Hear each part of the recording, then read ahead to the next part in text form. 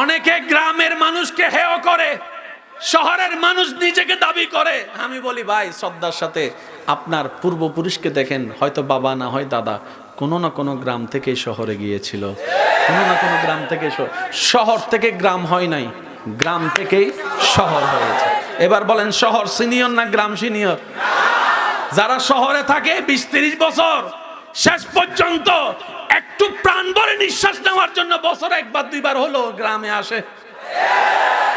সেজন্য গ্রামকে কখনো আন্ডার এস্টিমেট করা যাবে না। আমার মা বাবা যারা আছেন, ভাই বোনেরা আছেন, একটু মনোযোগ দিয়ে শুনবেন। আপনার বাচ্চাদেরকে রোবট বানায়েন না, মানুষ বানান, মানুষ বানান। তাদেরকে একটু ধাক্কা খাইতে দেন, একটু মাটিতে পড়তে দেন, একটু তাদেরকে খেলা করার সুযোগ দেন, একটু কথা বলতে হবে ভাইয়া, ঠিক কিনা?